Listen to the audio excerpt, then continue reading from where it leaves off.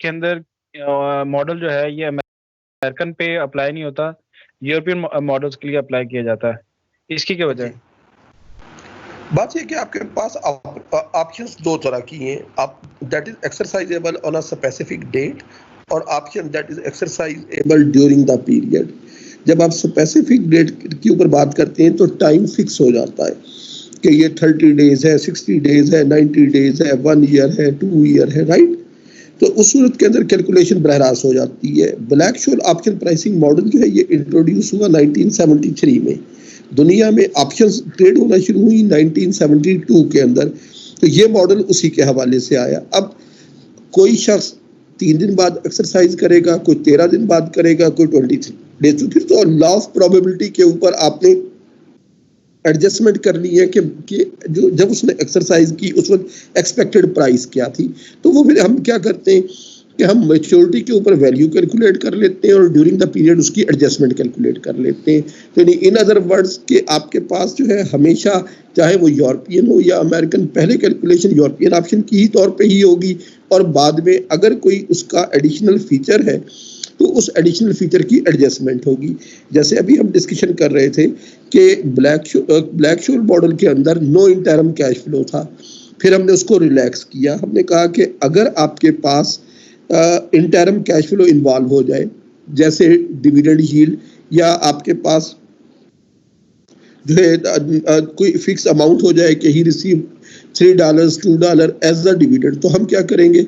अब ओरिजिनल फार्मूले में तो उसकी एडजस्टमेंट नहीं थी, तो हमने क्या किया, हमने present value of cash flow निकाल के स्पॉट प्राइस से माइनस कर दिया और उस एडजस्टेड प्राइस को यूज कर दिया प्राइसिंग करने के लिए।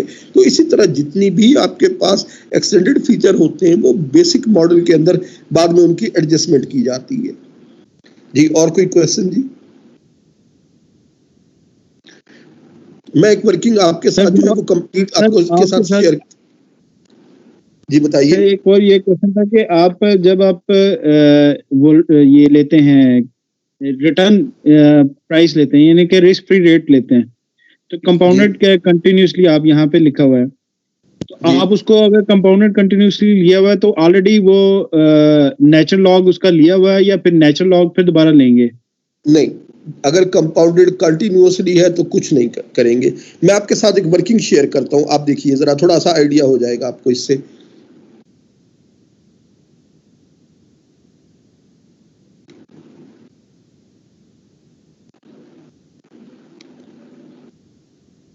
मैं आपके साथ एक शेयर करता हूं शीट,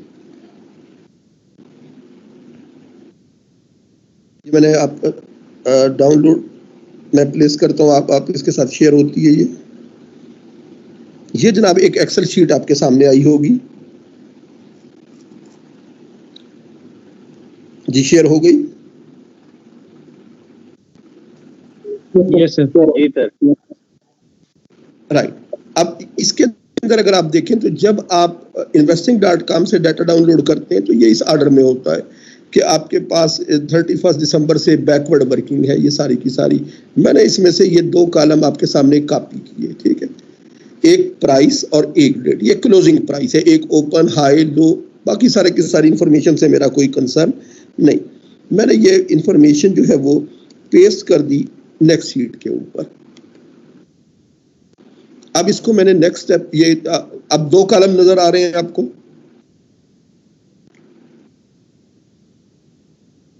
जी, शीट नंबर 3 के ऊपर 2 कॉलम नजर आ रहे हैं, एक डेट का कॉलम और एक प्राइस का। जी सर। राइट। आप देखें, इसको पहले तो अरेंज करते हैं। ये शिफ्ट किया मैंने, कंट्रोल शिफ्ट और सिलेक्ट किया, सॉर्ट एंड फिल्टर में गए, ओल्डेस्ट टू न्यूएस्ट किया, एक्सपेंड को क्लिक कर दिया, तो ये डाटा अब मेरे पास आ गया 1 जनवरी 2019 से 31 दिसंबर 2019 तक। मैं इससे रिटर्न कैलकुलेट करूंगा, वो जिसकी हम बात कर रहे थे, इसको जरा क्लियर से देखिएगा।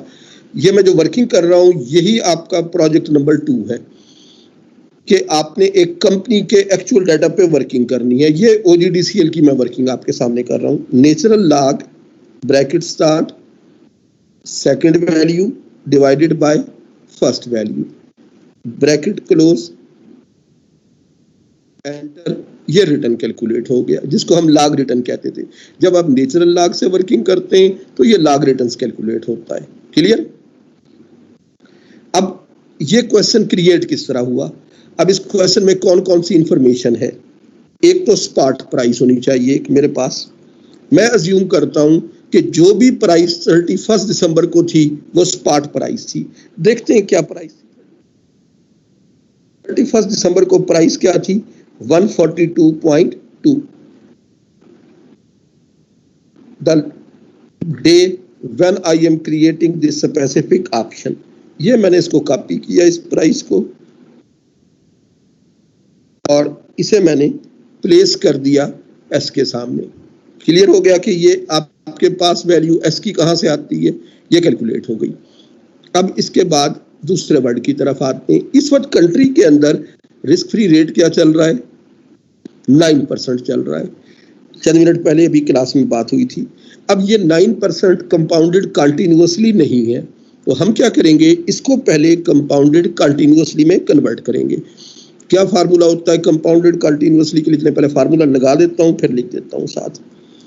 Log of 1 plus R, 1 shift plus और ये आपका जो भी डिस्क्रीट का रेट है, तो ये कंपाउंडेड कंटिन्यूअसली में किस में कन्वर्ट हो जाएगा? 0.08.6% कंपाउंडेड कंटिन्यूअसली। कैसे वर्किंग करनी है? नेचुरल लॉग ऑफ जो भी आपके पास उस वक्त रेट चल रहा है, बस उसका नेचुरल लॉग जो है वो प्लस और ये ब्रैकेट क्लोज हो गई। Natural log of 1 plus R, ये जनाब फार्मूला है टोटल कि आर की वैल्यू आपके पास रिस्क फ्री रेट का रिटर्न मौजूद है, natural log of 1 plus R करेंगे, कंपाउंडेड कंटिन्यूअसली में कन्वर्ट हो गया। और कौन सी चीज आपको इसमें क्वेश्चन के लिए चाहिए? टी चाहिए। टी तो सब्जेक्टिव है, मैं ये क्रिएट करना चाहता हूं ऑप्शन 6 मंथ्स के ऊपर। तो इसका मतलब ये हुआ कि इस इंफॉर्मेशन को मुझे किस में देना पड़ेगा? ईयर में कन्वर्ट करना पड़ेगा। तो 6 मंथ्स कितने ईयर होते हैं? Sir half year. तो सर हाफ ईयर, ये आपके पास 0.5 टी की वैल्यू आ गई। ठीक हो गया? 6 डिवाइडेड जी। अच्छा, इसमें देखें, इनमें से कोई ऐसी बात जो इसमें जो है वो कंफ्यूजन क्रिएट कर रही हो? सिंपल है कि exercise price is the price on that specific date. ठीक है, फिर हमने क्या दूसरा लफ्ज यूज किया? रिस्क फ्री रेट जो कंट्री में मौजूद है उसको सिर्फ हमने क्या किया? कंपाउंडेड कंटिन्यूअसली में कन्वर्ट कर लिया, ये भी फाइनल हो गया। मेच्योरिटी पीरियड में भी 3 month, 6 month, 5 month, 12 month, 3 year जो भी है वो भी हमने ईयर में कन्वर्ट कर लिया। अब इसके बाद एक चीज चाहिए मुझे, स्टैंडर्ड डेविएशन। तो स्टैंडर्ड डेविएशन भी कैलकुलेट कर लेते हैं। कैसे कैलकुलेट करेंगे? इज इक्वल टू STDEV, जो आप स्टैंडर्ड डेविएशन के लिए यूज करते हैं। ये आपने ब्रैकेट स्टार्ट, ये मैंने पूरा का पूरा रिटर्न का कॉलम आपके साथ सिलेक्ट कर दिया और ब्रैकेट क्लोज कर दिया। आप चाहें तो ये फंक्शन के जरिए भी STDEV को पिक कर सकते हैं। ये जनाब ये कैलकुलेट हो गया स्टैंडर्ड डेविएशन। इसका आंसर पर डे होगा या पर ईयर? Per year. नहीं, डेली डाटा है तो ये आंसर क्या होगा? पर ईयर होगा। तो पर ईयर को पर डे होगा तो इसको पर ईयर में कन्वर्ट करना पड़ेगा। तो पर ईयर में किस तरह कन्वर्ट करते हैं? This figure shift multiplied with square root of, एक साल में कितने दिन होते हैं? 365 N under root into sigma. ये जनाब आपके पास स्टैंडर्ड डेविएशन कैलकुलेट हो गया। वहां पे भी इसी तरह की 0.38, 0.35, 0.30 की फिगर थी, ये भी फाइंड हो गया। और बताइए क्या चीज थी जी उसमें? अब रह गई बात एक्स की। ये जनाब ये एक्स हमने से क्यों नहीं मल्टीप्लाई किया जी? सो डायरेक्टली 365 से मल्टीप्लाई किया जी, रिपीट कीजिएगा क्वेश्चन। कोई रूट 365 से क्यों मल्टीप्लाई किया, डायरेक्टली 365 से क्यों नहीं किया? राइट। असल में ये आपके आपके पास क्योंकि डाटा नॉर्मली डिस्ट्रीब्यूटेड होता है तो उसके अंदर वेरिएंस की अजम्पशन होती है कि वेरिएंस इज कांस्टेंट। तो अगर आपके पास 365 दिन वेरिएंस कांस्टेंट हो तो पूरे साल का वेरिएंस कितना हो जाएगा, sigma square plus sigma square plus sigma square plus sigma square, कितनी मरतबा, 365 मरतबा। तो वेरिएंस किसके इक्वल हो जाएगा एक साल का, 365 सिग्मा स्क्वायर। तो अगर मैंने उससे स्टैंडर्ड डेविएशन निकालना हो तो मुझे इसका अंडर रूट लेना होगा। तो 365 सिग्मा स्क्वायर अंडर रूट का आंसर क्या होगा, 365 अंडर रूट इनटू सिग्मा। इसका फार्मूला होता है square root of n multiplied with sigma. तो एक साल में क्योंकि डेली डाटा है तो square root of 365 multiplied with जो भी आपका स्टैंडर्ड डेविएशन था। तो इसलिए इसमें यूज करते हैं, रिटर्न हो तो यूज करते हैं इफेक्टिव का रेट, इफेक्टिव इंटरेस्ट रेट का फार्मूला, और अगर आपके पास मौजूद हो वेरिएंस हो तो n under root into sigma को यूज करते हैं। बल्कि इसको मैं लिख देता हूं SQRT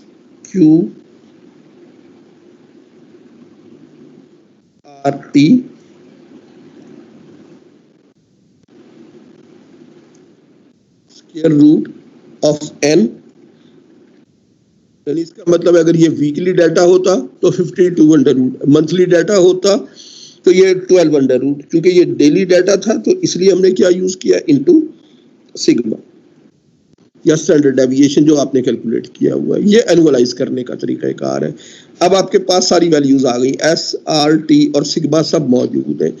X आपने फाइंड करना है तो ये जनाब मैं X की अजम्पशन कर रहा हूँ। X आपने एक मरतबा 142 था, हम इस तरह करते हैं कि इसमें 3 ऐड कर देते हैं कि एक मरतबा एक्सरसाइज प्राइस 145 लेके वर्किंग कर दें और एक मरतबा 142 में से माइनस कर देते हैं 3, ये आंसर हो गया 139। एक दफा वर्किंग 139 से कर दें। तो ये जनाब हमने 2 वर्किंग करनी है। कौन कौन सी 2 working, 1 by using exercise price more than spot price, 1 assuming exercise price is less than market price. तो ये आपके पास जो है वो वैल्यूज इस तरह कैलकुलेट होती हैं। अब इसकी वर्किंग में कोई problem, you have S0, you have RT and standard deviation, you can calculate the value of D1 and D2 put करेंगे, X की वैल्यू एक दफा 145 पुट करेंगे तो यहां से आपके पास एक कॉल ऑप्शन आ जाएगी इसके लिए, और एक मरतबा X की वैल्यू पुट करेंगे, एक दफा X की वैल्यू पुट करेंगे 139 तो इसके लिए कॉल ऑप्शन, एक कॉल ऑप्शन की वैल्यू और एक put option if exercise price is more than spot price. और दूसरी मरतबा हमने क्या अज्यूम किया कि आप फाइंड करें कॉल और पुट ऑप्शन की price if exercise price is less than, हो सकता है अब साल सर बहुत कंफ्यूजिंग तो है, ये आपका प्रोजेक्ट जी। बहुत एक कंफ्यूजन हो दफा रही है। investing.com से जाके प्राइस निकालनी है, उसे log of PT over PT minus 1, ये देखें log of B3 divided by B2 enter करेंगे तो log रिटर्न्स आ जाएंगे। फिर आपने क्या किया, एक आपने स्पॉट प्राइस, जो भी आपका आखिरी डे की प्राइस थी वही आपकी स्पॉट प्राइस है, आपने यही टाइम फ्रेम यूज करना है। लेट अस सपोज क्लास में कोई एक नाम लें, हसन से शुरू करते हैं। हसन तो नहीं है मेरे ख्याल में इस क्लास में, तो कोई और नेम, हिरा फातिमा। हीरा फातिमा, आपका नेम H से शुरू होता है तो आपने हबको वाला जो है ना जी अपना लेट अस सपोज कंपनी पे काम करें तो क्या करेंगे, investing.com से 1 जनवरी से 31 दिसंबर 2019 का डाटा डाउनलोड कर लेंगे। वो इस फॉर्म में आएगा आपके पास 5-6 कॉलम्स। आपने उसमें से सिर्फ क्या करना है कि प्राइस और डेट ये दोनों कॉलम कॉपी करके दूसरी शीट पे पेस्ट कर दिए, फिल्टर करके जनवरी से दिसंबर तक उसको अरेंज कर दिया। आर के ऊपर क्या किया, natural log of second value divided by first value, enter किया, आर का कॉलम आ गया। जो भी आपके डाटा की सबसे आखिरी प्राइस है उसको आपने क्या अज्यूम कर दिया, उसको आपने स्पॉट प्राइस ले लिया कि यही आखिरी डेट है जिसकी प्राइस हमारे पास मौजूद है, ये आपने यहाँ पे प्लेस कर दिया। आर के अंदर कोई चेंज नहीं किसी के लिए, क्योंकि कंट्री का रेट 9% है, तो लॉग ऑफ 1+R किया तो ये risk free rate compounded continuously हो गया। हमने ऑप्शन 3 मंथ 6 मंथ, आपने 6 माह के बाद ऑप्शन की वैल्यू कैलकुलेट करनी है, तो हमने टी को क्या अज्यूम किया, 6 मंथ अज्यूम किया, तो आंसर आपके पास आ गया ईयर में 0.5। अब हमें एक स्टैंडर्ड डेविएशन चाहिए था, ये आर वाला कॉलम था। मैंने यहाँ पे फंक्शन में भी जा सकता हूँ, फंक्शन में जाएं, यहाँ पे कर दें आप आल, और यहाँ पे एस को जब आप प्रेस करेंगे तो ये एस वाले वैल्यूज आना शुरू हो जाएंगी। फंक्शन में गए, यहाँ पे आपने वैल्यू रखी और एस को सर्च किया, और यहाँ से मैं आपके साथ वैल्यू आपको शो करा देता हूँ। ये एफ आ गया, F G H I J K L M N O P Q R. Sir directly STDDEV करके भी आ जाएगा ना? ईवी करेंगे जब भी आ जाएगा। ये उन लोगों के लिए जो है फंक्शन के अंदर में जाने में इंटरेस्टेड है। तो यहाँ से आपके पास ये यहाँ पे एस शुरू हो गया है, एस वो SQRT जो हमने लिया था स्क्वायर रूट के ऊपर लिखा हुआ भी है स्टैंडर्ड डेविएशन के सामने, वो भी यहाँ से लिए पिक की। ये देखें ये वैल्यू आपके पास STDEV की थी, ये मैंने STDEV को सिलेक्ट किया और इस कॉलम में जितनी वैल्यूज थी उनको मैंने सिलेक्ट कर दिया, एंटर किया और ओके कर दिया। ये मेरे पास फिगर आ गई, स्टैंडर्ड डेविएशन की कैलकुलेट हो गई, वही फिगर जो मैंने डायरेक्टली कैलकुलेट की थी।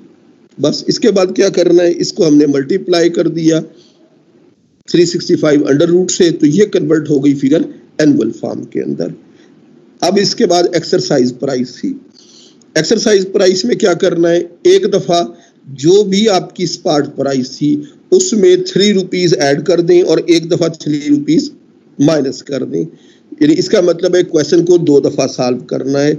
If exercise price is 45, if exercise price is 39। ये 2 दफा क्यों वर्किंग करा रहा हूं, जब हम ऑप्शन करते थे तो वहां पे क्या लिखते थे, अगर प्राइस 90 है, अगर प्राइस 100 है, अगर प्राइस 110 है, तो इसका मतलब है कि आपके पास मुख्तलिफ प्राइसेस के ऊपर उसको कैलकुलेट किया जा सकता है। जी यहां तक अब कोई बात पूछने वाली? अब ये सारी वैल्यूज आपके पास मौजूद है, फार्मूले में पुट होगा, सी और पी की वैल्यूज कैलकुलेट हो जाएंगी। तो ये यहां तक एक बात तय हो गई कि सब लोगों ने एक प्रोजेक्ट 2 करना है। सबमिट बेशक एग्जाम के बाद कर दीजिएगा इसको, ये मंडे छोड़ के इसे अगले संडे तक ये सबमिट कर दीजिएगा। एक कंपनी पिक करनी है, कंपनी के लिए ये मैं उसके अंदर प्लेस भी कर दूंगा असाइनमेंट में, कि कंपनी के लिए सिर्फ इतनी रिक्वायरमेंट कि जो आपका नेम है उसका फर्स्ट वर्ड, जैसे अभी हीरा ने मार्क किया तो मैंने कहा कि हब्को के ऊपर डाटा हमने पिक कर लिया। आप में से किसी का ए से नाम है आमिद, लेट अस सपोज, तो आप एबट लेबोरेटरीज पे काम कर लेंगे। एन से अगर नाम है तो एन वाली कोई कंपनीज पिक कर लेंगे, ठीक है। जावेद नाम है किसी का तो JKD शुगर पिक कर लेंगे। एक कॉलम सिर्फ पिक करना है। डाटा सबने जनवरी 1 से लेके 31 दिसंबर तक यूज करना है। और ये आपके पास कॉल और पुट ऑप्शन, यानी अगर इस कंपनी के ऊपर कॉल ऑप्शन क्रिएट की जाती तो ये कॉल ऑप्शन इस तरह क्रिएट होती। सी और पी की वैल्यूज कैलकुलेट करने में कोई प्रॉब्लम?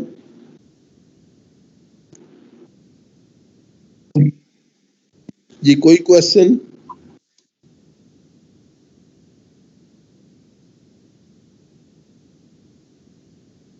जवाब देने में कोई हर्ज नहीं है। No sir. No, sir. P का वैल्यू फॉर्मूला इधर एक्सेल पे लगाएंगे और फिर कैलकुलेट करेंगे किसके लिए? सर? सी और बस आपने यहाँ से आपने ये सारी वैल्यूज कैलकुलेट करनी, ठीक है। ये कैलकुलेट करने के बाद आपने उसी तरह फार्मूला जो है जैसे पेज के ऊपर अभी आपने उस एग्जांपल को सॉल्व किया है उसी तरह सॉल्व करना है।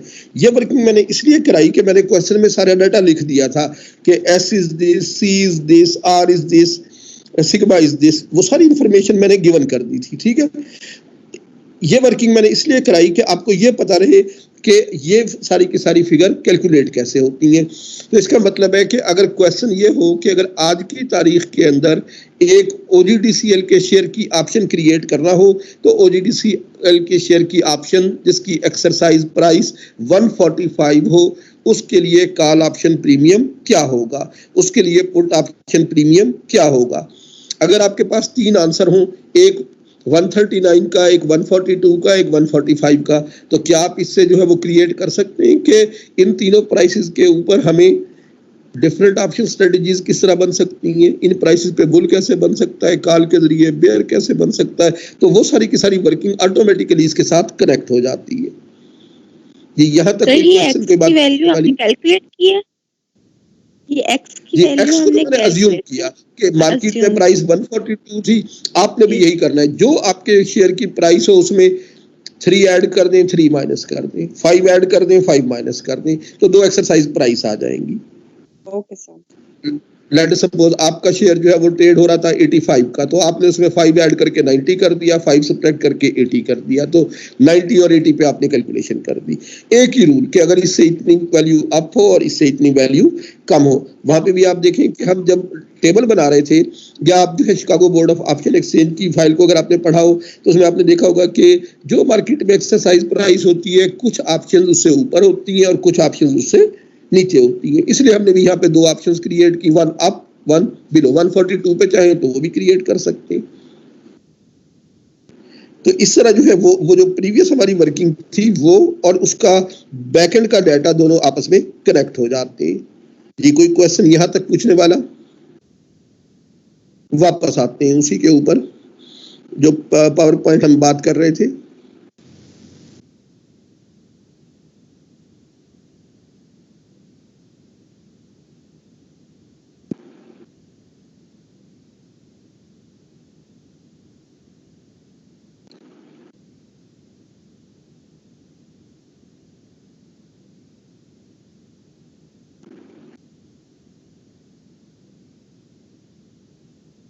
सर आवाज नहीं आ रही है।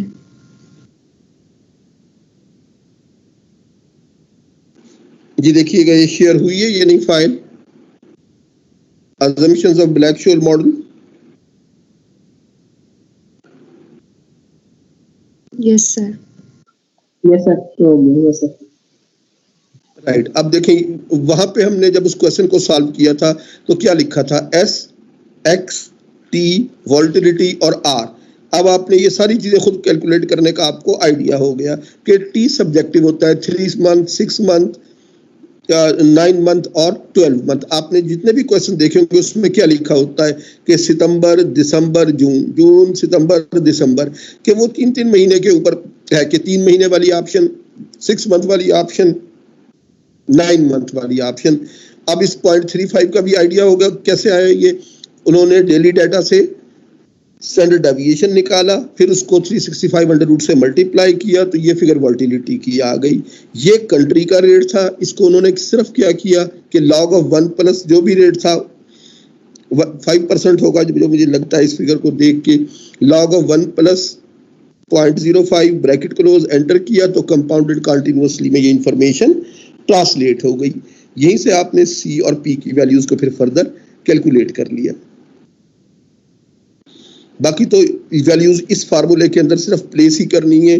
टेबल हमने देख लिया कि टेबल में से वैल्यू को कैसे पिक किया जाता है। हमने ये भी कहा कि डायरेक्टली फार्मूला ना लगाना चाहें तो पुट कॉल पैरिटी के जरिए भी वर्किंग हो सकती है। और इसमें से एक चीज हमारे पास आ गई कि अगर आपके पास अमाउंट मौजूद है तो डायरेक्टली उस अमाउंट को सब्ट्रैक्ट कर देंगे और एडजस्टेड प्राइस यूज कर देंगे। ये सिर्फ कब यूज करना है, when there is some interim cash flow. और अगर ये परसेंटेज में है तो उस सूरत में वर्किंग कैसे होगी, उस सूरत के अंदर लिख लें इसको कि S इज इक्वल टू यानी adjusted S is equal to S e raise to the power minus RT। तो R आपके पास है 2.27%, T की वैल्यू अगर कोई कैलकुलेट करके मुझे फिगर लिखवा दें तो मैं यहाँ पे प्लेस कर देता हूँ एडजस्टेड, ताकि बाकी लोग जब कैलकुलेट करें तो उनको आइडिया हो।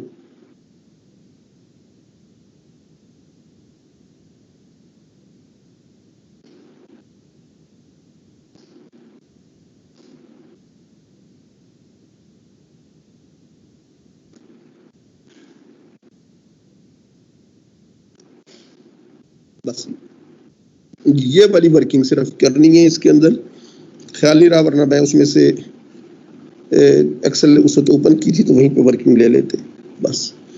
तो ये जो आपका जो भी आंसर आएगा इसका, अगर किसी ने कैलकुलेट कर दिया है कैलकुलेटर पे, तो ये मुझे यहाँ पे प्लेस कर दें, e⁻⁻027 into 3, और जो भी आंसर है उसको 225 से मल्टीप्लाई कर दें।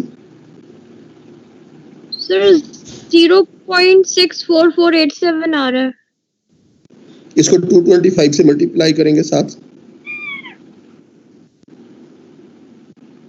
दो बार मल्टीप्लाई कर 2.5918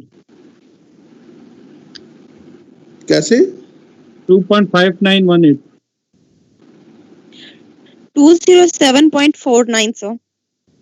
207.49. जी 0.5 कर देते हैं, 49 है 5 पे राउंड ऑफ कर दिया, दैट इज 207.5। इतनी एक फिगर होनी चाहिए, ये फिगर सर ठीक मुझे ये लगती है। कैलकुलेट नहीं करना आ रहा जी मुझसे, कैलकुलेटर पे नहीं हो रहा सर, कैसे करें? राइट, कैलकुलेटर के ऊपर स्मॉल ई कहीं पे लिखा हुआ है, Yes sir. लॉग के साथ लिखा हुआ है, सर। उसको स्मॉल ई को प्रेस करें, ब्रैकेट खोलें, -0.027 into 3 ब्रैकेट क्लोज करें, एंटर करें, जो आंसर आए उसको 225 से मल्टीप्लाई कर दें। सर इसकी एक फिक्स वैल्यू भी है ना 2.718? ये 2.718 इसी की फिक्स वैल्यू है। ये असल में वो यूलर इक्वेशन है ना, तो ये उसी से में इसकी डेरिवेशन है। वहाँ पे क्योंकि स्मॉल ई गिवन होता है कैलकुलेटर के ऊपर, तो इसलिए या e⁻x लिखा होगा कहीं पे, उसको यूज कर लें। ई पहले इसको मल्टीप्लाई कर लें -0.027 into 3 को, ठीक है, इसको जो है मल्टीप्लाई करके एक तरफ रख लें, e⁻x को प्रेस करें, और फिर उसके बाद जो आपका ये आंसर है इसको प्रेस करें, एंटर करें, मल्टीप्लाइड विद 225 करें, कैलकुलेट हो जाएगा।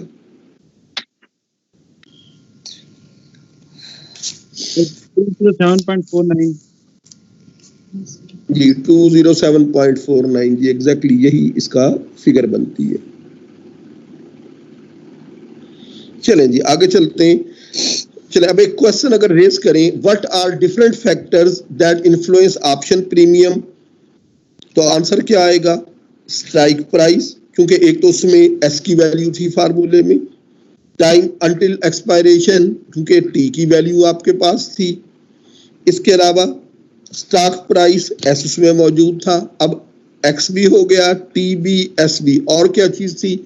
वॉलेटिलिटी, क्योंकि सिग्मा की वैल्यू उसमें मौजूद थी, डिविडेंड, अगर कोई इंटरम कैश फ्लो था तो हमने उसकी एडजस्टमेंट की, और risk free rate. So these are 6 factors that influence option premium. अब क्या चीज है? What is Black-Scholes model? It is a differential equation that is used for pricing of the options. What are assumptions of Black-Scholes model? There are 6 assumptions of Black-Scholes models. What are those assumptions?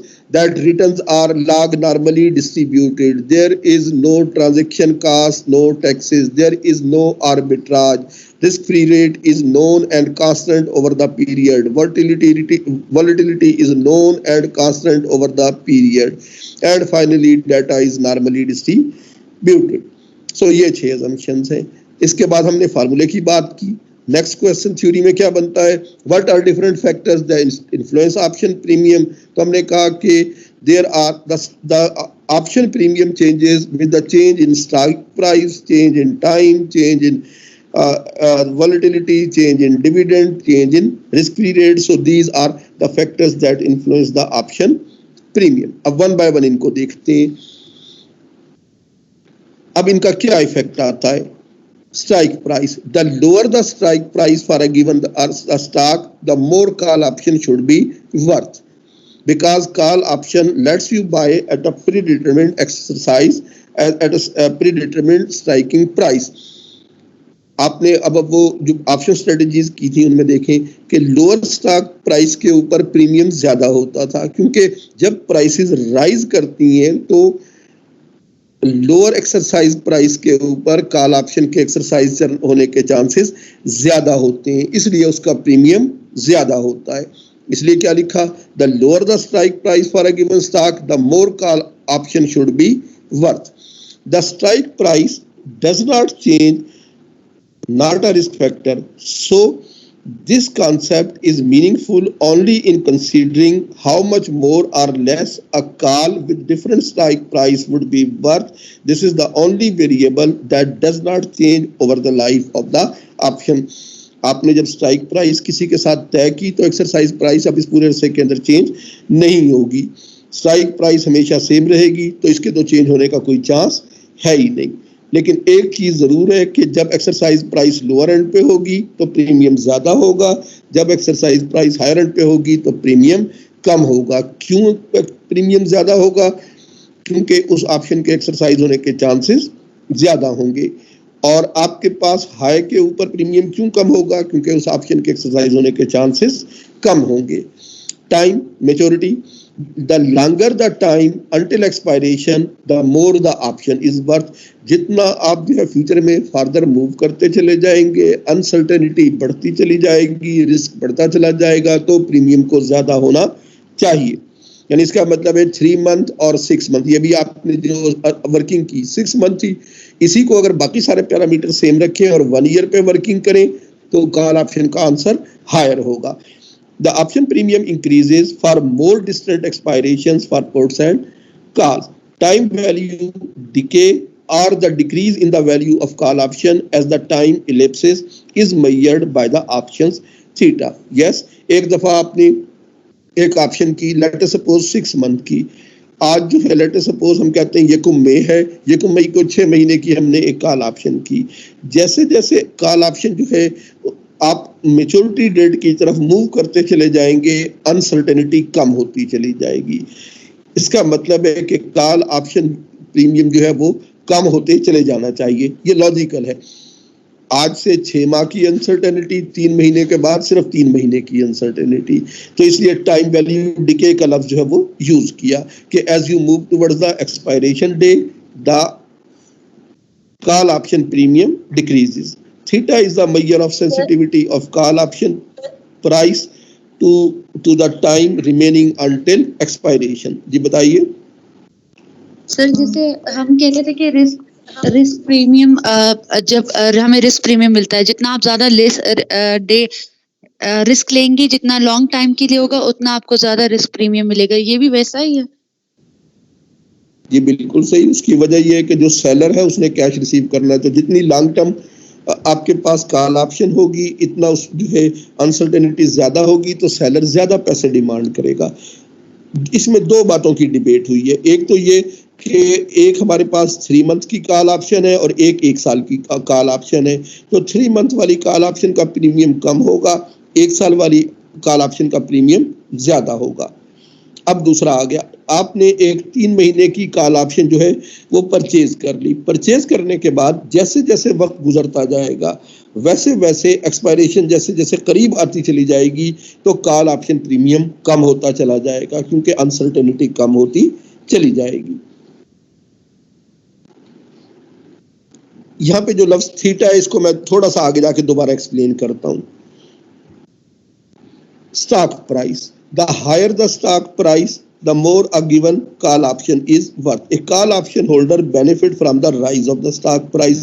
तो जैसे जैसे share की price बढ़ती चली जाएगी call option premium बढ़ता चला जाएगा। शेयर की प्राइस आज 100 थी, प्रीमियम था 6 रुपए, कल शेयर की प्राइस 105 हो गई, तो शेयर प्रीमियम अब 6 रुपए नहीं होगा, 6 से ज्यादा होगा। तो जैसे जैसे वक्त गुजरता जाएगा और आप स्टॉक की प्राइस बढ़ती जाएगी तो उसके चांसेस एक्सरसाइज होने के बढ़ते चले जाएंगे। इसलिए कॉल ऑप्शन जो है उसका प्रीमियम को इंक्रीज होना चाहिए। हमें मालूम है कॉल और पुट एक दूसरे के अपोजिट चलते हैं, तो पुट ऑप्शन का प्रीमियम कम होता चला जाएगा। The relationship between stock price and call price is typically expressed as a single value that is referred to as delta। ये मैं आगे डिफाइन भी करूंगा इसको। The delta is closer to 1 when stock price is high relative to the stock price and closer to the 0 when stock price is low relative to the stock price। जैसे जैसे exercise price के करीब या उसके exercise होने के chances बढ़ते चले जाएंगे, कॉल ऑप्शन प्रीमियम बढ़ता चला जाएगा। कॉल ऑप्शन परचेज की थी आपने कि prices will rise in future, prices कम होना शुरू हो गई तो कॉल ऑप्शन प्रीमियम के कॉल ऑप्शन के एक्सरसाइज होने के चांसेस कम होते चले गए, तो इसलिए कॉल ऑप्शन प्रीमियम जो है वो कम होना शुरू हो जाएगा। हमने वहां पे 5 एलिमेंट्स की बात की थी, मैं जरा रिपीट करता हूँ। What are the factors that influence call option premium? आपने कहा स्ट्राइक प्राइस। हमने क्या तय किया कि अगर स्टॉक प्राइस कम होगी तो कॉल ऑप्शन प्रीमियम कम, स्ट्राइक प्राइस ज्यादा होगी तो कॉल ऑप्शन प्रीमियम कम। दूसरा हमने लफ्ज यूज किया आपके पास स्टॉक प्राइस। अगर स्टॉक प्राइस इंक्रीज होना शुरू हो जाती है तो कॉल ऑप्शन प्रीमियम के कॉल ऑप्शन के एक्सरसाइज होने के चांसेस इंक्रीज होना शुरू हो जाते हैं, तो कॉल ऑप्शन प्रीमियम को बढ़ना चाहिए। वोलेटिलिटी, अगर वोलेटिलिटी बढ़ती है तो प्रीमियम पे क्या इम्पैक्ट आएगा बताइए? अगर वोलेटिलिटी बढ़ेगी तो अनसर्टेनिटी बढ़ेगी, अनसर्टेनिटी बढ़ेगी तो रिस्क बढ़ेगा, रिस्क बढ़ेगा तो प्रीमियम को बढ़ना चाहिए। The greater the price volatility the more the option is worth. Call option prices are quite sensitive to a small change in expected stock price volatility. Volatility is annualized standard deviation of the returns anticipated in the underlying asset over the remaining term of the option. वहां पे हमने annualise किया था ना data, ये देखें, इसीलिए इसने यहाँ पे भी लफ्ज एनुअलाइज यूज किया। आज जो है वो 30% है। अगर मार्केट के अंदर इसकी वोलेटिलिटी बढ़ जाती है, 30 के बजाय 35% हो जाती है, तो कॉल ऑप्शन प्रीमियम को भी इंक्रीज हो जाना चाहिए। The volatility estimate Vega can not be directly observed and must be estimated. ये वेगा की बात अभी दोबारा वापस जाके करता हूँ। Expected volatility or VEGA is also related to the time of expiration factor. The longer the lifespan of the option, the greater the VEGA will be, which then means that it will have a great impact on the price of the option for a given change in volatility. अगर time frame भी ज्यादा है और volatility में भी इजाफा हुआ तो ये इफेक्ट मैग्नीफाई हो जाता है। The position of the option at money in or out of the money impact of volatility on call option prime is greatest for option that are at money. एक ऑप्शन जिसने exercise ही नहीं होना, out of the money है, उसके ऊपर effect कम आएगा। एक option जो है जो एट मनी है, अल्टीमेटली वो या इन मनी हो जाएगी या आउट ऑफ द मनी हो जाएगी, तो इसलिए उसके ऊपर इफेक्ट हायर एंड के ऊपर आएगा। Dividends. Black-Scholes model assumes zero dividend. In real world, a company that pays a large dividend will have smaller option premium than a company with a lower dividend, everything else being equal. Reason ये है कि जब आप stock price use करते हैं तो आपने present value of the dividend को माइनस करना है। तो जिस कंपनी ने ज्यादा डिविडेंड किया उसकी ज्यादा वैल्यू माइनस होगी, जिसने कोई डिविडेंड पे नहीं किया उसकी स्टॉक प्राइस में से कोई वैल्यू माइनस नहीं होगी। तो इसी बैकग्राउंड में the stock price falls on the ex dividend date, the model can be modified such that option premium in the model is calculated by subtracting the present value of the dividend in question from stock price. So in effect, stock price is adjusted down, which all other things being constant will bring down the value of the call option. हमने वहीं पे बात की थी कि S में से present value of the dividend minus करते हैं, तो जब स्टॉक प्राइस खुद कम हो जाएगी तो ऑटोमेटिकली कॉल ऑप्शन प्रीमियम को भी कम हो जाना चाहिए। नेक्स्ट फैक्टर था आपका रिस्क फ्री रेट। ये मैं वापस जाके दोबारा कनेक्ट कराता हूं उसके साथ। The higher risk free interest rate the higher the option premium, everything else being equal. अगर रिस्क फ्री रेट बढ़ेगा कंट्री के अंदर तो आपके पास ऑप्शन का प्रीमियम भी बढ़ेगा। A higher discount rate means that call option premium must rise for put call parity equation to hold. क्योंकि मार्केट के अंदर आर्बिट्राज नहीं है, तो जब भी रिस्क फ्री रेट में चेंज होना है तमाम प्राइसेस ने चेंज होना है। तो जब आपके पास इंटरेस्ट रेट इंक्रीज होगा तो ऑप्शन प्रीमियम को भी इंक्रीज होना चाहिए। ये इसकी समरी। इस समरी के अंदर जरा वापस जाते हैं, कुछ टर्म्स भी मैं इसके साथ इंट्रोड्यूस करता हूं। अब बुनियादी तौर पे हमने वहीं से बात शुरू करते हैं। What are the factors that influence call option premium? तो हमने कहा स्टॉक प्राइस पहला फैक्टर है, अंडरलाइंग एसेट वैल्यू। हम इसके लिए डेल्टा का लफ्ज यूज करते हैं, यानी change in call option premium due to change in stock price, that is called delta. Exercise price को हमने कहा कि ये तो चेंज हो ही नहीं सकती, तो इसको तो आपको जो है इसके लिए कोई पैरामीटर नहीं होगा। वोलेटिलिटी क्या कहना चाहते हैं? Change in call option premium due to change in volatility. इसको हम क्या नाम देते हैं? वेगा का नाम देते हैं। वोलेटिलिटी चेंज होगी तो कॉल ऑप्शन प्रीमियम को चेंज होना चाहिए। टाइम टू मैच्योरिटी, जैसे जैसे वक्त गुजरता जाएगा कॉल ऑप्शन प्रीमियम चेंज होगा। तो as time to maturity increases, value of the call option changes. इसके लिए हम क्या लफ्ज यूज करते हैं? थीटा का लफ्ज यूज करते हैं। रिस्क फ्री रेट, जब रिस्क फ्री रेट चेंज होगा तो आपके पास कॉल ऑप्शन प्रीमियम चेंज हो जाएगा। इसके लिए हम क्या लफ्ज यूज करते हैं? रो का लफ्ज यूज करते हैं। उस इक्वेशन में वापस जाएं, S N D one minus X E raise to the power minus R T N D two. आपके पास एस का चेंज होने से कॉल ऑप्शन प्रीमियम को चेंज होना चाहिए, आर के चेंज होने से कॉल ऑप्शन प्रीमियम को चेंज होना चाहिए, टी के चेंज होने से कॉल ऑप्शन प्रीमियम को चेंज होना चाहिए, वोलेटिलिटी के चेंज होने से कॉल ऑप्शन प्रीमियम को चेंज होना चाहिए, एक्सरसाइज प्राइस के चेंज होने से कॉल ऑप्शन प्रीमियम को चेंज होना चाहिए, डिविडेंड के चेंज होने से कॉल ऑप्शन प्रीमियम को चेंज होना चाहिए। अंडरलाइंग फैक्टर जब भी चेंज होंगे तो प्रीमियम चेंज हो जाएगा। इनके लिए मुख्तलिफ नाम है, ये नाम फिर मैं बाद में दोबारा रिपीट करता हूँ, पहले थ्योरी से चलते हैं। अंडरलाइंग एसेट की वैल्यू बढ़ती है तो कॉल ऑप्शन के एक्सरसाइज होने के चांसेस बढ़ते हैं, सो कॉल ऑप्शन इंक्रीज हो जाएगा। जब प्राइस बढ़ रही होती है तो पुट ऑप्शन के एक्सरसाइज होने के चांसेस कम हो जाते हैं, इसलिए पुट ऑप्शन प्रीमियम कम हो जाएगा।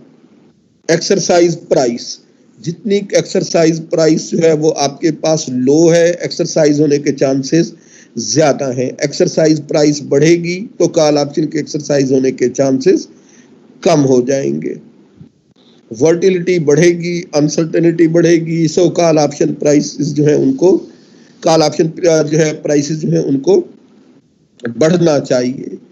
टाइम टू मैच्योरिटी, आज 3 महीने और 6 महीने दोनों में से ज्यादा मैच्योरिटी वाला जो है, ये टाइम डिके का लफ्ज नहीं है, टाइम टू मैच्योरिटी का लफ्ज है।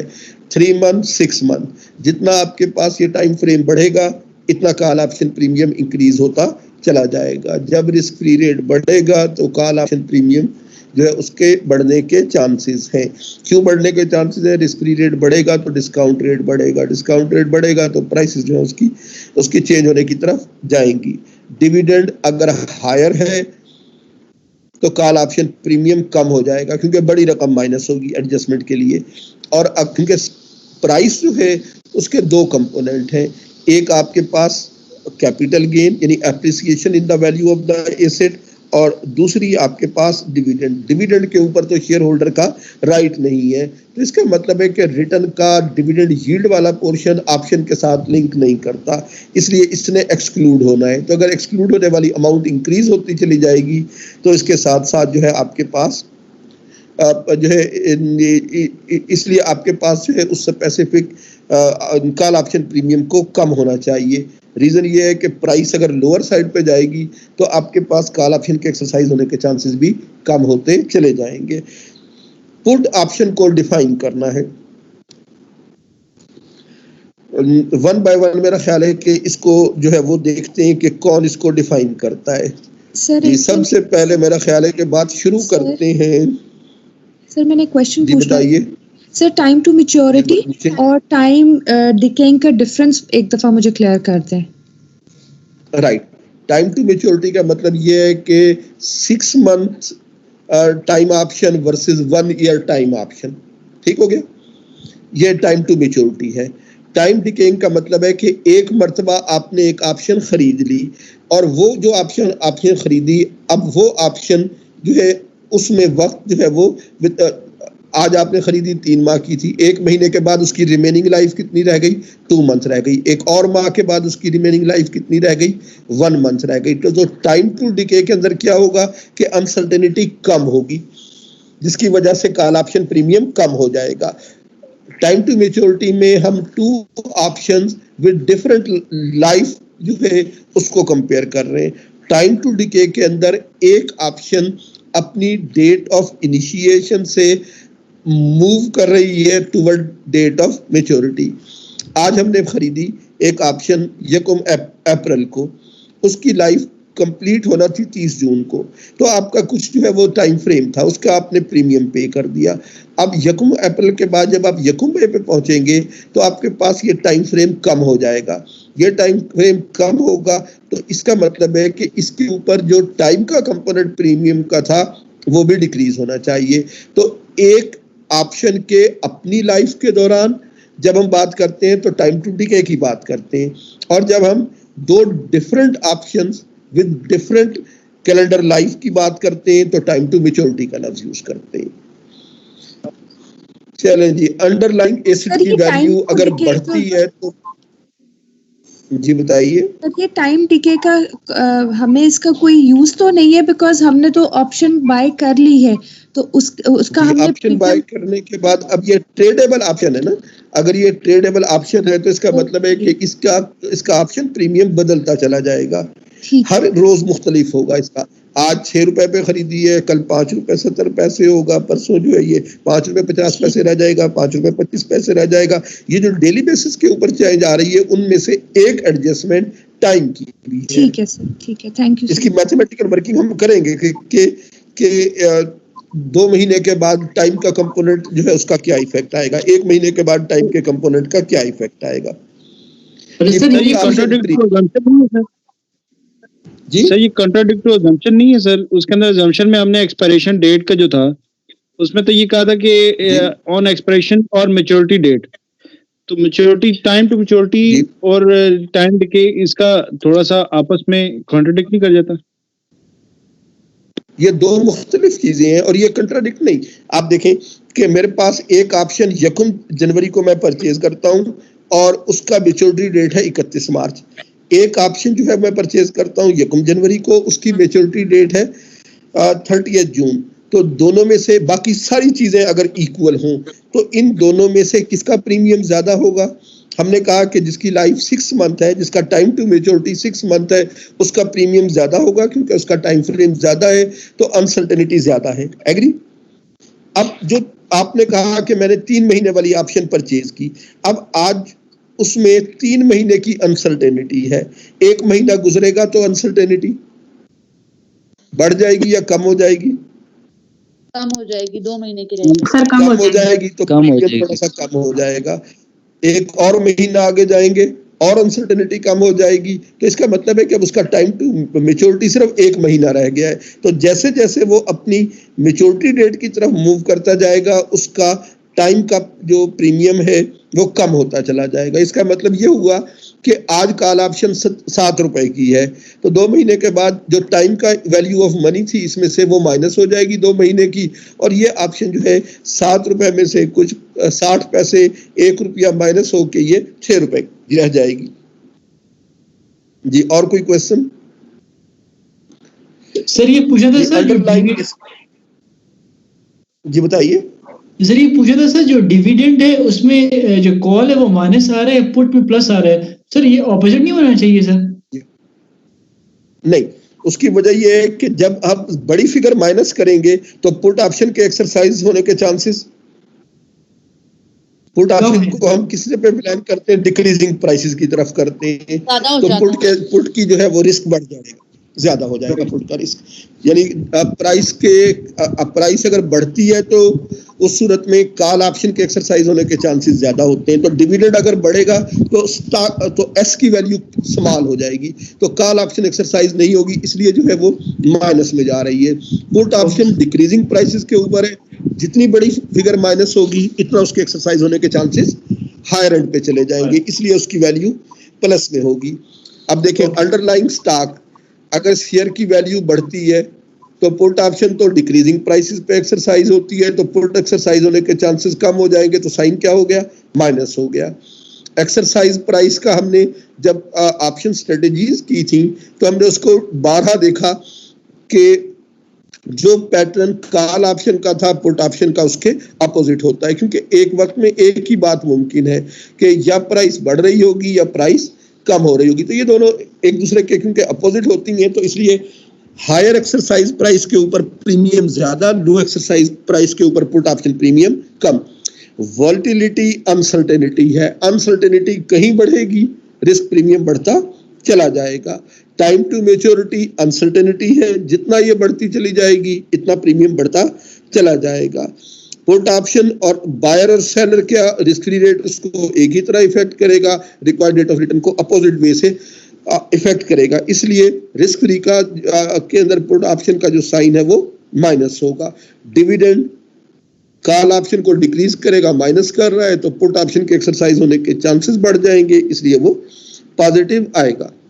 ये जनाब वही लाइन कि हम कॉल और पुट इन दोनों को एक दूसरे के साथ कंबाइन कर सकते हैं। Call option put option will be valued in identical no arbitrage environment, there exists a relationship, this relationship is called put call parity।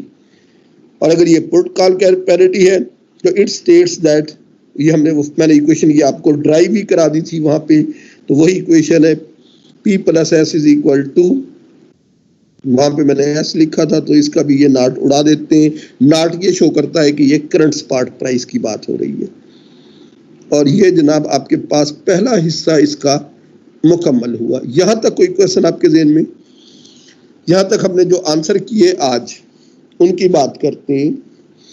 पहला क्वेश्चन क्या किया कि ब्लैक शोल प्राइसिंग मॉडल क्या है। दूसरा लफ्ज़ हमने क्या यूज़ किया कि हमने बात की कि ब्लैक शोल मॉडल्स की अजम्पशंस क्या हैं। तीसरा वर्ड हमने यूज़ किया कि ब्लैक शोल मॉडल्स को कौन से फैक्टर इफेक्ट करते हैं। चौथी बात हमने ये की कि जो फैक्टर इफेक्ट करते हैं अगर उनमें इंक्रीज आती है तो कॉल ऑप्शन प्रीमियम पे क्या इम्पैक्ट आएगा और पुट ऑप्शन प्रीमियम के ऊपर क्या इम्पैक्ट आएगा।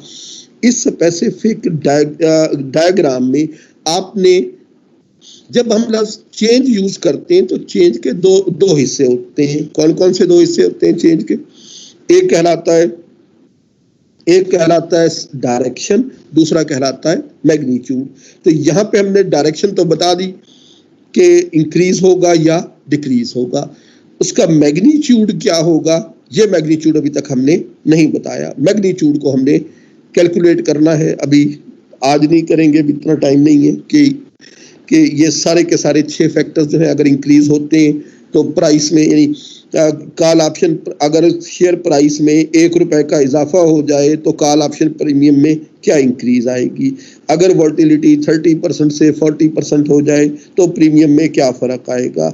अगर हमने एक ऑप्शन खरीदी थी 1 महीने के बाद उसके ऑप्शन प्रीमियम में क्या चेंज आएगी। अगर कंट्री का रेट 11% था, गवर्नमेंट ने 9% कर दिया तो ऑप्शन प्रीमियम में क्या चेंज आएगी। तो ये वाली जो 4 वर्किंग्स है, ये वर्किंग हमने अभी करनी है, और फिर इसके ज़रिए हम डेल्टा हेज और गैमा हेज, इसके ज़रिए हम कैसे हेज पोर्टफोलियो क्रिएट करते हैं, इसके ऊपर जाके ये टॉपिक क्लोज होगा। वो वर्किंग अभी बाद में। वापस आते हैं इसकी तरफ। एग्जामिनेशन के हवाले से बताइए, एक तो मेरा ख्याल है कि इसमें से हम कहाँ तक इसको शामिल कर लें, जहाँ तक आज पढ़ाई यहीं तक शामिल कर लेते हैं, ठीक है। इसकी आगे की जो वर्किंग है उसको फिर बाद में लेटर स्टेज में देख लेंगे। तो एक आपका टॉपिक हो गया ऑप्शंस का, ऑप्शन स्ट्रेटजीज और ये ब्लैक शोल ऑप्शन, ये 3 हमने डिस्कशन की इस उसमें। मेरा ख्याल जब से हमारी ये ऑनलाइन क्लासेस शुरू हुई हैं तो 3 ही हमने डिस्कशंस ली हैं, ठीक है जी। और एक जो है वो जो शुरू में हमने न्यूमेरिकल किए थे हेज करने के, जिनमें से मैंने वो 5 या 6 क्वेश्चन भी आपको दिए थे, एक उस टॉपिक को कर लेते हैं। ये 2 टॉपिक जो है मेरा ख्याल है कि इसमें चले जाते हैं। एग्री? ओके सर आपसे ये रिक्वेस्ट करनी थी सर, जो न्यूमेरिकल है, जो न्यूमेरिकल्स थे सर, उसमें जो ऑप्शन वाला सर जो था सर काइंड नहीं कर, उसको एक्सक्लूड कर दें, क्योंकि सर वो जो एक्सेल पे आपने पढ़ाया था सर उसमें कोई खास समझ नहीं आई थी सर। एक्सक्लूड कर दिया। Thank you sir.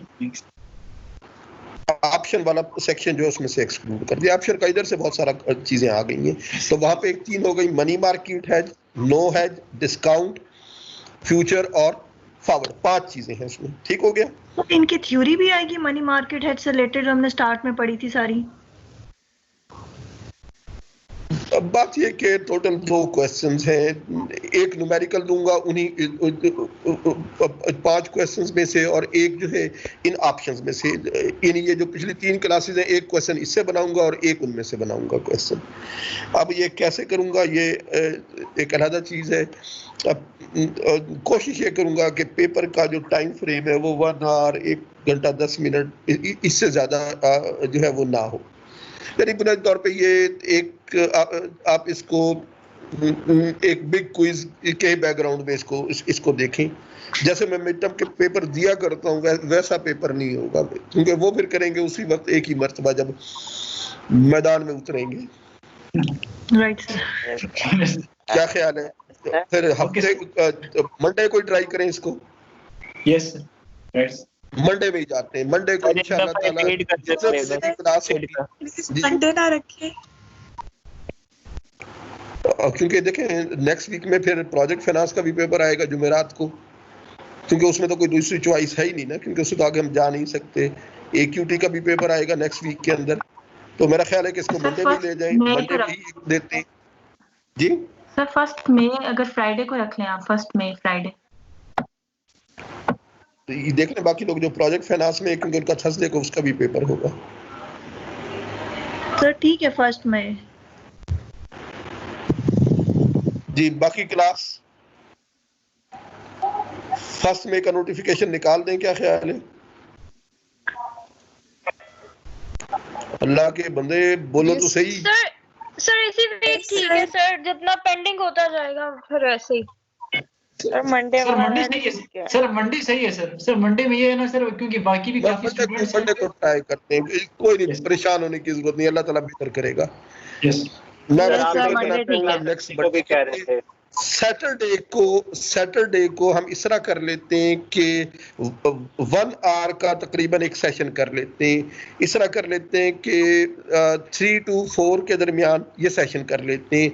ये सब के लिए मैंडेटरी नहीं है, जो अपने प्रॉब्लम्स उसके अंदर जो है डिस्कशन में लेना चाहें वो डिस्कशन में ले लें। कोई एक क्वेश्चन कहेंगे वो भी बोर्ड के इसके ऊपर मैं सॉल्व कर दूंगा। मैं आज रात जो है वो क्वेश्चन 6 के 6 उनको जो है वो मैं प्लेस करूंगा उनकी पिक्चर बना के। Thank you sir. कोई चीज अब आपने इसकी एक असाइनमेंट करनी है ये वाला, लेकिन आप मिड टर्म के बाद सबमिट करेंगे यही वाला प्रोजेक्ट। इसका मैं बाकी हिस्सा क्वांटिफाई करने वाला भी आपको शेयर करूंगा। ठीक है सर। प्रोजेक्ट 1 से क्वेश्चन है कि जी बताइए सर, वो जो PDF की फाइल है ना जो आपने ऑप्शन वाली शेयर की थी जिसमें 26 है, मैं लास्ट में जाके ना जो प्रोटेक्टिव है या स्टॉक विद कॉलर है या बॉक्स स्प्रेड है सर, उसमें ना वो स्टॉक को साथ में लेता है शेयर। सर उसकी कैलकुलेशन नहीं समझ आ रही मुझे, बाकी सारी मैंने कर ली है, लास्ट 3 रह गई हैं और वो नहीं मुझे बिल्कुल भी समझ नहीं आ रही। शेयर्स को कैसे वो ग्राफ नहीं वैसा बन रहा है। नहीं, शेयर के अंदर तो कुछ भी नहीं, वो तो सिंपल जो है ना, आपने शेयर खरीदा हुआ है, अगर प्राइस 60 है तो वो 60 है, अगर 70 है तो 70 है, 80 है तो 80 है। ऑप्शन के ऊपर तो गेन आपने तो नेट पोजीशन को सिर्फ लेना होता है ना, तो एक ही कॉलम सिर्फ बनेगा। एक आपका वहां पे हम करते थे ना, एक कॉल और एक पुट या एक लॉन्ग कॉल और शॉर्ट कॉल, दोनों कॉलम को सम करते थे, तो वहां पे भी आपने सम ही करना है। सिर्फ और सिर्फ एक में स्टॉक की वैल्यू लिख देनी है और दूसरे कॉलम के अंदर आपने ऑप्शन का आउटकम दे देना है। दोनों को नेट ऑफ करके जो नेट पोजीशन बनेगी सिर्फ ग्राफ के अंदर नेट पोजीशन प्लेस होगी। ठीक है सर, अब क्लियर हो गया मुझे। ठीक है सर। लास्ट 4 स्ट्रेटजीज हमें भी नहीं आती सर बिल्कुल। उसे एक मर्तबा देख लें आप लोग, उसमें अगर फिर भी प्रॉब्लम हो तो सैटरडे को 3 o'clock में उन चारों का ना सोल्यूशन भी बना दूंगा, लेकिन शेयर नहीं करूंगा। उस दिन जिस जो क्वेश्चन होगा उसको देखेंगे, आपके साथ वर्किंग ऑनलाइन करवा दूंगा उसकी। सर ये जो एक्सेल में हम लोगों ने वर्किंग करनी है वो फार्मूला के थ्रू करनी है या फिर ऐसे ही मतलब मैनुअल कर सकते हैं? नहीं फार्मूला तो देखें जो ना जी, अपना एक्सेल में मैंने फार्मूला इसलिए लगाया था कि अगर आप इसको फाइनेंशियल मॉडलिंग की तरह करना चाहें तो उससे भी कर सकते हैं, क्योंकि अब ये एग्जामिनेशन जो है वो पेपर बेस्ड है, तो आप चाहे इसको फार्मूला लगा के वर्किंग करके रिजल्ट लिख दें, या जुबानी जो है जिस तरह मैं वर्किंग बोर्ड पे करता हूँ कि वैल्यू हायर है या लोअर है और हम पिक कर लेते हैं। It is up to you, total आपकी चॉइस है कि आप इसको कैसे हैंडल करते हैं। Okay sir, thank you. और सर जो सर आप जो न्यूमेरिकल देंगे उसको हम एक्सेल में सॉल्व करके प्रिंट निकाल के तो वो अपलोड कर सकते हैं। ये एक्सेल में सॉल्व नहीं, ये मैनुअल सॉल्व करना है जनाब आपने।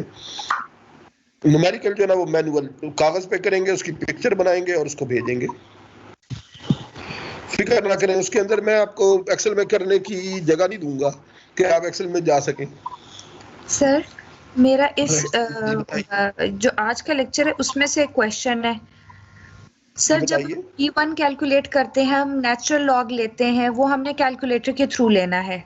D1 जब हम कैलकुलेट करते हैं natural log of S upon X, ऐसे ही है सर। जब हम बाद में सर जब हम करते हैं, जब हम फॉर्मूला में ND1 करते हैं और ND2 करते हैं, तो हम सर Z टेबल देख रहे हैं जो आपने PDF की फाइल अपलोड की है।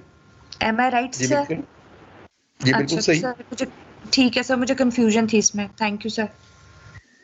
Right, ND1 ND2 normal distribution का टेबल है, क्योंकि वो नॉर्मली डिस्ट्रीब्यूटेड की अजम्पशन है।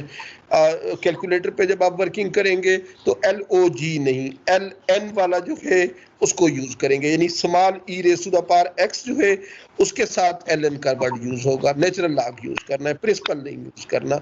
एक्सेल के ऊपर LN लिख के एक मरतबा फिगर निकालने, कैलकुलेटर के ऊपर आपके पास LOG और LN दोनों मौजूद है, देख लें कि आंसर LN का उसके साथ मैच करेगा। ठीक है सर, ये क्वेश्चन अपलोड करना है जो हम लोगों ने ब्रेक में किया है?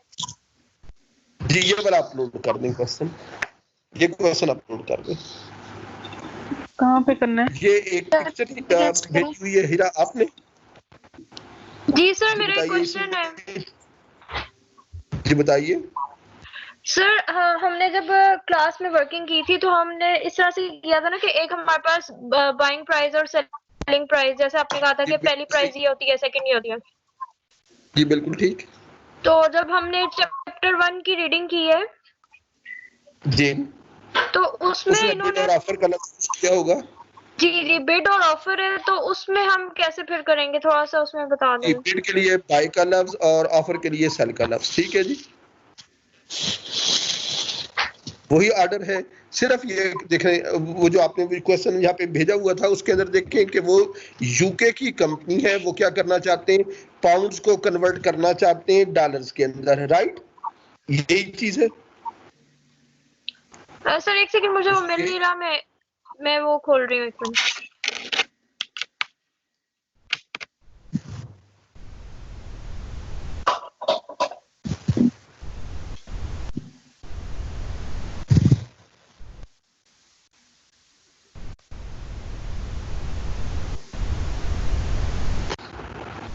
जी उसमें डॉलर पर मैंने भी चंद मिनट पहले देखी थी, वो डॉलर पर जीबी रेट था 1.5, कुछ इस तरह की फिगर्स थी। तो उसमें ये देखें कि वो यूके की कंपनी है, पाउंड्स को डॉलर में कन्वर्ट करना चाहते हैं। इसका मतलब है कि पाउंड्स का वो आउटफ्लो चाहते हैं और डॉलर्स का इनफ्लो चाहते हैं। वहां पे रेट किस फॉर्म में कोटेड है, डॉलर्स पर पाउंड कोटेड है। तो इसका मतलब है कि वहां पे बाय वाले कॉलम का रेट जो है वो यूज होगा, यानी आप रुपीज लेके जा रहे हैं बैंक के पास ताकि बैंक से डॉलर रिसीव करें। तो इसका मतलब है कि आप बाय करने जा रहे हैं डॉलर्स को।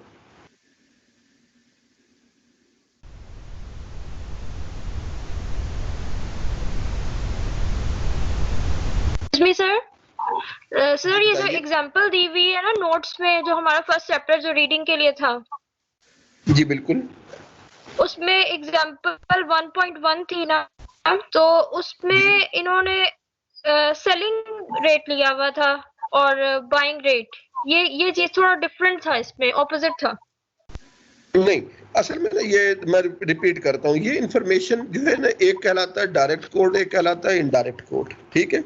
ये अमेरिकन और यूरोपियन एक दूसरे के अपोजिट जो है लिखने की रूटीन है, इसलिए वो आपने देखा होगा, मैंने नंबर ऑफ टाइम क्लास में एक लाइन यूज की कि आप किस करेंसी का आउटफ्लो चाहते हैं, किसका इनफ्लो चाहते हैं, क्योंकि सम टाइम ये इंफॉर्मेशन जो है, ये इंफॉर्मेशन मिसलीडिंग हो जाती है। वहां पे यूके की एक कंपनी है, वो ये कहती है कि हम सेल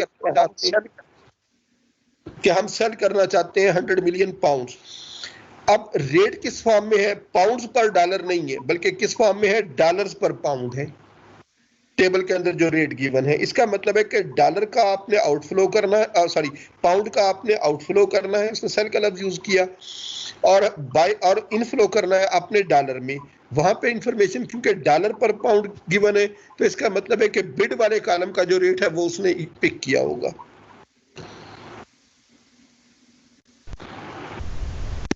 चेक कर लीजिएगा, कोई इशू हो टेक्स्ट कर दीजिएगा, व्हाट्सएप कर दीजिएगा जी। और सैटरडे को सिर्फ जब शक हो ना, तो देखें कि आउटफ्लो किसका है और इनफ्लो किसका, और वहां पे इंफॉर्मेशन गिवन किस फॉर्म के अंदर है। चलें जी, मेरा ख्याल है कि आज की बातें यहाँ तक, कोई चीज पूछने वाली नहीं। इंशाल्लाह ताला मंडे को हम अगर मैं 3 बजे जो है वो ऑन कर दूंगा, और इसके बाद इंशाल्लाह ताला हम जो है वो मिड टर्म में चले जाएंगे। आप लोग सॉल्व करेंगे, उसी में अपलोड कर देंगे, टाइम को देख लेंगे। उसमें मेरा ख्याल है कि मसला नहीं, कोई मसला हो तो जो है व्हाट्सएप कर दीजिएगा, ईमेल कर दीजिएगा, जो आपको उस वक्त जो है बेहतर आसानी नजर आए उसमें जाए। सर ये जो अपलोड करना है किसके अगेंस्ट करेंगे? जो अभी जो आपने क्वेश्चन सॉल्व जी, जो अभी आपने क्वेश्चन हमें सॉल्व करने के लिए दिया था, वो हम किसके अगेंस्ट अपलोड करें टीम्स में? फाइल में जाएं, अपलोड में जाएं और अपलोड कर दें। Okay, thank you sir. अस्सलाम वालेकुम। थैंक्स। ओके जी, अल्लाह हाफ़िज़।